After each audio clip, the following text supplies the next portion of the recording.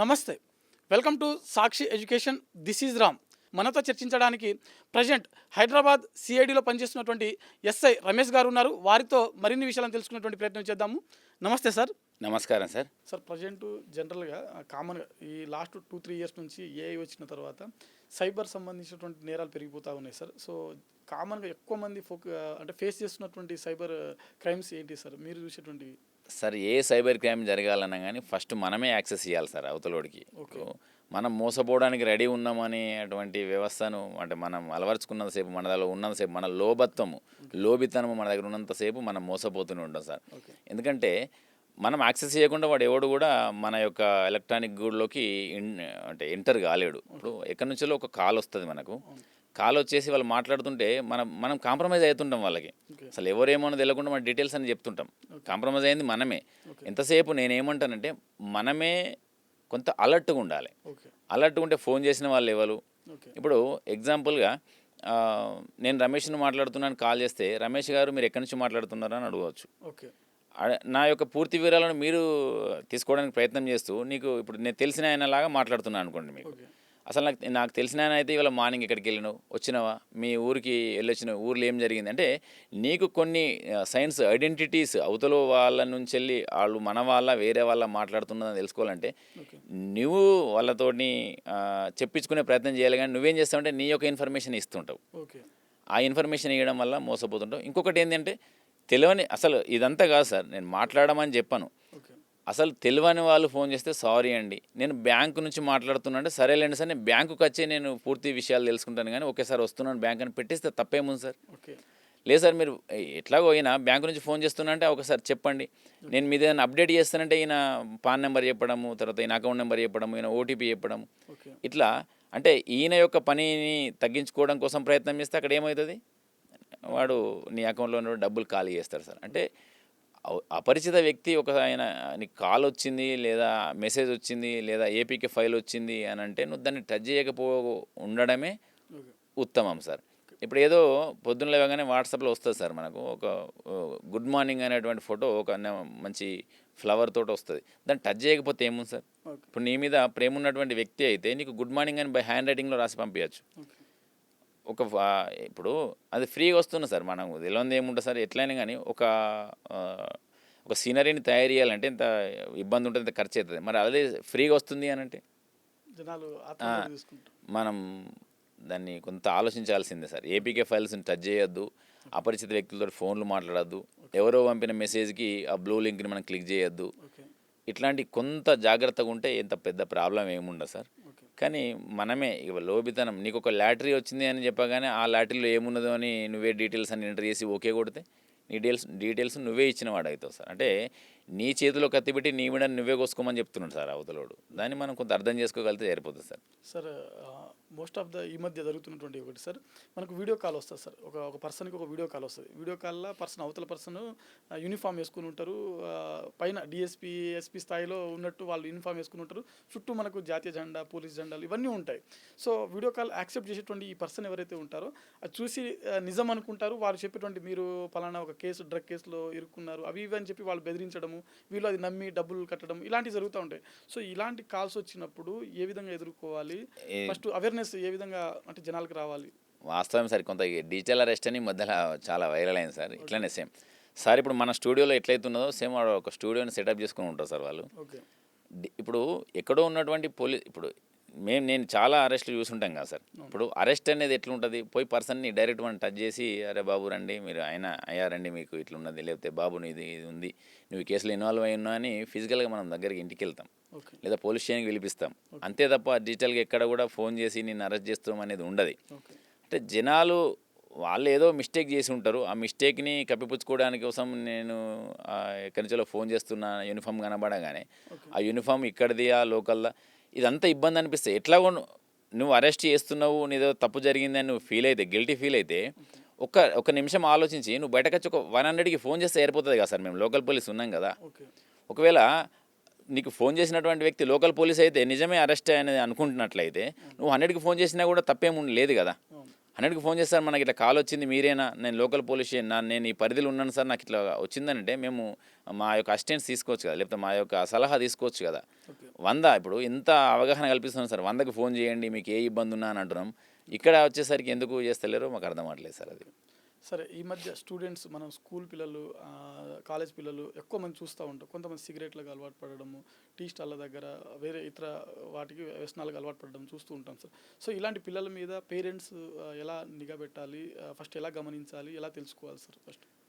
Sir ఇప్పుడు ఒక విద్యార్థి తప్పు చేస్తుంటే మనము ఎంతసేపు ఏమనుకుంటా అంటే తల్లిదండ్రులది, పిల్లలు తప్పు చేస్తుంటే తల్లిదండ్రులను వాళ్ళు చూసుకోవాల్సిన విషయం ఏంటంటే సార్, ఇప్పుడు ఇవాళ ఎగ్జాంపుల్గా మనం గమనించేది ఏంటంటే సాయంత్రము 4కి వాళ్ళ క్లాసెస్ అయిపోతే నేను ఇవాళ 4:30కి వస్తానమ్మా అని అంటే వాళ్ళు అసలు 4కి ఎక్కడ వెళ్తున్నావు ఓకే. అనేటువంటి విషయాన్ని వెళ్తే అసలు వాస్తవమేనా అనేది చెప్తాడు. ఏదో ఒక అబద్ధం చెప్పచ్చు. అబద్ధం చెప్పి మాకు స్పెషల్ క్లాస్ ఉందంటే టీచర్కి ఫోన్ చేసి కనుక్కోవడం, లేదట కదా అని చెప్పడం. ఒకవేళ మనమే పిక్ చేసుకునేటువంటి అంటే వాళ్ళ కాలేజీ నుంచి కానీ స్కూల్ నుంచి కానీ మనం పిక్ చేసుకునేటువంటి వ్యవస్థ, లేదనుకుంటే మనం వదిలేసేటువంటి వ్యవస్థ. అంటే కొంత వాళ్ళ యొక్క యాక్టివిటీస్ మీద మనం రెగ్యులర్గా గమనించగలిగితే, యాక్టివిటీస్ని గమనించగలిగితే, ఏదైనా ఫోన్ స్పెషల్గా వాడితే ఫోన్ చూడగలిగితే, లేదా వాళ్ళ బుక్స్ అనేవి చెక్ చేయగలిగితే, అంటే ఇట్లా చాలా ఉంటుంది సార్. ఒకటే అనేది కాదు, చైల్డ్ సైకాలజీని మనం తెలుసుకోవాలనుకుంటే నెంబర్ ఆఫ్ అంటే వేస్ ఉంటాయి. ఆ ఏదో ఒక వేని తల్లిదండ్రులు వాడి తెలుసుకోవచ్చు సార్. ఇంకొకటి నేను ఏమంటాను సార్, ప్రతి తల్లిదండ్రి ఆ స్టూడెంట్ ఏజ్ నుంచే వస్తాడు కదా, ఇది ఎందుకు మర్చిపోతున్నారు? ఓకే. ఆ ఏజ్లో ఆయన చేస్తున్నటువంటి యాక్టివిటీస్ ఎట్లుంటాయి అనేది వీళ్ళకి తెలిసే కదా.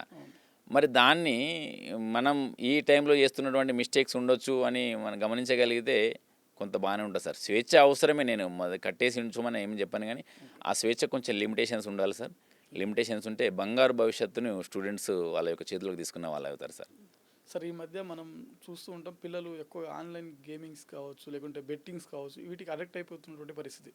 సో వీటి నుంచి వాళ్ళు బయటపడాలంటే ఏం చేస్తే బాగుంటుంది? పేరెంట్స్ కానివ్వండి, ఎవరికైనా తెలిసినప్పుడు వాళ్ళ ఫ్రెండ్స్ కానివ్వండి, సో అలాంటి బెట్టింగ్స్, గేమ్స్కి అడిక్ట్ అయినటువంటి పర్సన్స్ నుంచి అంటే వారిని బయటికి తీసుకురావడానికి ఎలాంటి ప్రయత్నం చేస్తే బాగుంటుంది? ఏం లేదు సార్, ఇప్పుడు ప్రపంచమంతా మనకు చేతిలోకి వచ్చేసింది. ఓకే. దానిలో ఎదుటోళ్ళని ఎట్లా మోసం చేయాలి, ఈజీ మనీకి అలవాటు పడ్డది ఈ ప్రపంచం.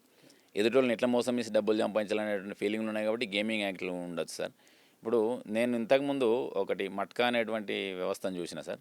ఆ మట్కా అనే వ్యవస్థ అంతా ఆన్లైన్లో నడుస్తుంది సార్. ఆ మట్కా అనే వ్యవస్థలో ఒక 9 నెంబర్స్ ఉంటాయి. ఆ 9 నెంబర్స్ మీద ఎంతో కొంత మనం పెట్టుబడి పెట్టాలి. ఇక్కడ నెంబరు అయితే ఆయనకి ఏం తెలుస్తుంది అంటే, ఎవరైతే దాని యొక్క కింగ్ పిన్ ఉంటాడో ఆయనకి ఏం తెలుస్తుంది అంటే, ఏ నెంబర్ మీద తక్కువ మంది పెట్టిండ్రు పెట్టుబడి, అంటే ఆ రోజు నెంబర్ని సెలెక్ట్ చేసిరనే విషయం తెలిసి ఆ నెంబర్నే రిజల్ట్గా ప్రకటన చేస్తాడు సార్. మిగతా నెంబర్లన్నీ లాస్ అవుతారు, ఆ ఒక నెంబర్ మాత్రం. అంటే ఆయన ఏం చేస్తాడు, ఒక నెంబర్ మీద 200 మంది, 9 నెంబర్ మీద ఒక 500 మంది పెడితే ఆ 200 మంది ఇంకా 50 మంది పెట్టిన నెంబర్ ఏదైనా ఉన్నదా చూస్తాడా. అట్లా తక్కువ లీస్ట్ సంఖ్య పెట్టుబడి పెట్టిన దాని నెంబర్ని రిజల్ట్గా ప్రకటన చేసి మిగతాయన్ని దాని దగ్గర పెట్టుకొని ఒక అంటే అట్లాంటి వ్యవస్థ నడుతుంది సార్. ఈ విషయాన్ని అర్థం చేసుకోవాలి ప్రతి స్టూడెంట్.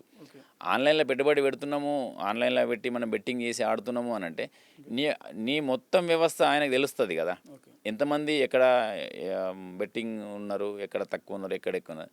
ఇప్పుడు వాడి ఈజీ మనీ కోసం మనల్ని బలి చేస్తుంటాడు. అది కొంత చూడాలి. అసలు పేరెంట్స్ అనే వాళ్ళు గమనించాల్సిన విషయం ఏంటంటే, వారి యొక్క సెల్ ఫోన్లను గమనించాలి, టైము కొంత ఎక్కువసేపు వాళ్ళని అంటే ఫిజికల్ యాక్టివిటీస్ కూడా మనం తీసుకుపోవడం అనేది ఇంపార్టెంట్.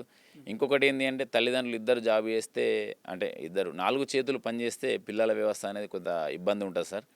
దానిలో 2 చేతులు పనిచేస్తూ 2 చేతులు పిల్లల్ని పోషణలో గడిపినట్లయితే మంచి పిల్లలను మనం సొసైటీకి అందించగలుగుతాం సార్. అది కొంత తల్లిదండ్రులు గమనించాలి సార్. ఓకే సార్, మనకు ఎడ్యుకేషన్ పరంగా చాలామంది స్టూడెంట్స్ ఇప్పుడు ఇంటర్మీడియట్ అయిపోయిన తర్వాత డిగ్రీలు చదివినప్పుడు కానివ్వండి, లేకుంటే బీటెక్లు చదివినప్పుడు కానివ్వండి, లేకుంటే అవి అయిపోయిన తర్వాత కానివ్వండి, సో ఏదైనా ప్రిపరేషన్ టైంలో కానివ్వండి, పార్ట్ టైం జాబ్స్ కోసం ఆన్లైన్లో వెతుకుతూ ఉంటారు సార్ చాలామంది. కొంతమంది పర్మనెంట్ జాబ్స్ కోసం కూడా వెతుకుతున్నప్పుడు మనకు కొన్ని కాంటాక్ట్స్ వస్తూ ఉంటాయి, కొన్ని వెబ్సైట్స్ వస్తూ ఉంటాయి. వాళ్ళు ఏమంటారనంటే మనకు పేమెంట్ చేయమంటారు. అంటే అసలు మనం జాబ్ కోసం సెర్చ్ చేస్తున్నప్పుడు వాళ్ళ దగ్గర జాబ్లో జాయిన్ అవుతున్నప్పుడు ప్రతి స్టూడెంట్ దాన్ని అర్థం చేసుకోవాలి సార్. ఇప్పుడు వాళ్ళు డబ్బులు మనకు జీతం ఇచ్చి మనకు సాలరీ ఇచ్చి చేసేటువంటి వ్యవస్థ ఉన్నప్పుడు మనం వాళ్ళకి పేమెంట్ ఇస్తున్నాం అంటే మనకి రిటర్న్ మనం డబ్బులు కడుతున్నాము, డబ్బులు కట్టి మనం జాబ్ని ఎక్స్పెక్ట్ చేస్తున్నాం అంటే మన యొక్క లెవెల్స్ మన క్వాలిటీ లేదా మన దగ్గర ఉన్నటువంటి స్ట్రెంత్ చాలా తక్కువ ఉన్నదని ఫీల్ కావాలి సార్ ఇప్పుడు. మరి అంటే మెరిట్ స్టూడెంట్ కానీ మంచి లక్షణాలు ఉన్న స్టూడెంట్ కానీ లేకపోతే ఆ జాబ్కి క్వాలిటీస్ ఉన్నటువంటి స్టూడెంట్ కానీ ఈ విధంగా ఆలోచించాడు సార్. నీకు డిమెరిట్స్ ఉన్నప్పుడే నువ్వు అలాంటి ఆలోచన చేస్తావు. నేనేమంటానంటే అసలు మనం ఆలోచించాల్సిన విషయం ఏంటంటే జాబ్కి ఎక్కడ కూడా మనం రిటర్న్గా డబ్బులు ఇచ్చి జాబ్ సంపాదించేటువంటి వ్యవస్థ లేదు సార్, ఉండదు కూడా. కానీ మనం డబ్బులు ఇచ్చి మనం జాబ్ను సంపాదిస్తున్నామంటే ఒకటికి 2 సార్లు ఆలోచించాలి. అట్లాంటి వ్యవస్థలోకి మనం వెళ్ళందే బెటర్ సార్. ఓకే సార్, మీరు ఇందాక మట్కా అని ఒకటి అన్నారు సార్, అంటే స్కామ్ గురించి.